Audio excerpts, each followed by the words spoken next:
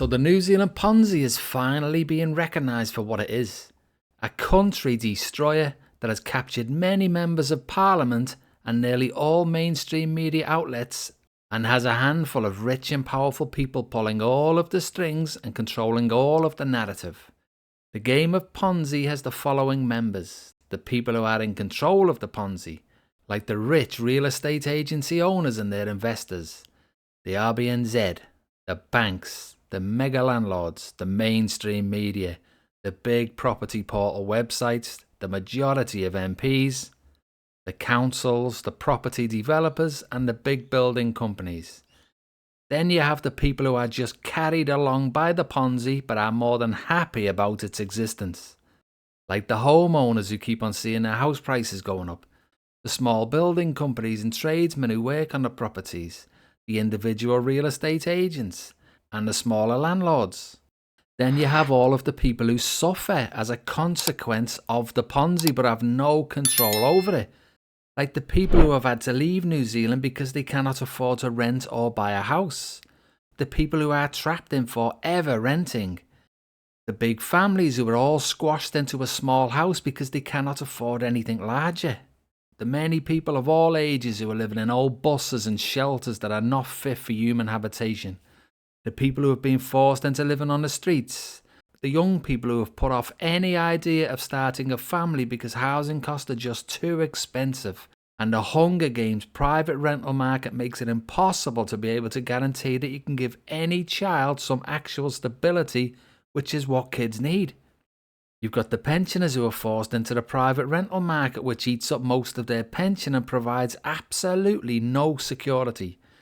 You've got the taxpayers who are losing billions of dollars each year, because Luxon decided to give billions of dollars in tax breaks to landlords and billions of dollars in accommodation supplement to landlords, pretending that he was in fact helping tenants, but is absolutely obviously not true and is so contemptible it's not funny. All of that money is going directly to the landlords. Then you got the young people who can no longer live in the towns where they grew up just because house prices have been forced up artificially.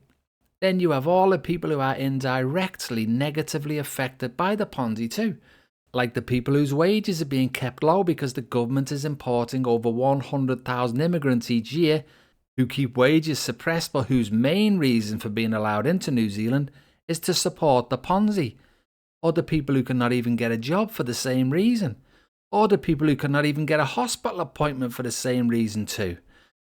Another indirect consequence of the Ponzi is the high inflation levels that everyone is having to put up with for so long now. Once again, this affects the poorest the most, and the government knows that. If there was not such a focus on keeping interest rates low to save the Ponzi, then interest rates could be much higher, which would stamp out inflation in an instant. Another consequence of the runaway Ponzi is the damage that's being done to small businesses in New Zealand. High housing costs have slashed discretionary spending. People have no money to spend in the local economy anymore. And not only that, there are many amazing small businesses in New Zealand that have simply had no chance of getting off the ground because all anyone is doing is investing in the government-sponsored Ponzi, and no one is investing into small businesses. The government knows that the Ponzi has been slowly squeezing all of the goodness out of New Zealand for many years now. But each successive government have benefited personally from an inflating housing Ponzi, so they all let it continue. Only a very small percentage of New Zealand really substantially benefits from this insidious Ponzi scheme. But they are the ones with all the money who can buy up all of the advertising space in the compromised newspapers and pay for all of the spruiking fake adverts on those pathetic talkback shows. You know the ones that I mean. They think we're all so stupid that we can't tell that they increase the volume on their adverts. Like, that's a tactic that other radio stations in other countries stopped using in the 60s because it was just too embarrassing, and yet these mugs are still doing it. The sooner the rest of New Zealand wakes up and says that enough is enough, the better. The parasites have been controlling the narrative and have been destroying New Zealand for their own personal gain for far too long now. It's obvious which mainstream media outlets and radio shows are complicit in promoting the Ponzi, So it's time to hit them where it hurts, guys. Whilst they continue with this country-destroying Ponzi promotion, then it's time that we just all stop buying their newspaper subscriptions. And it's time that we all stop listening to them Ponzi propagandists who are all mega rich driving around in their Maseratis. And it's time that we all listen to a different radio station that isn't so complicit in destroying the nation.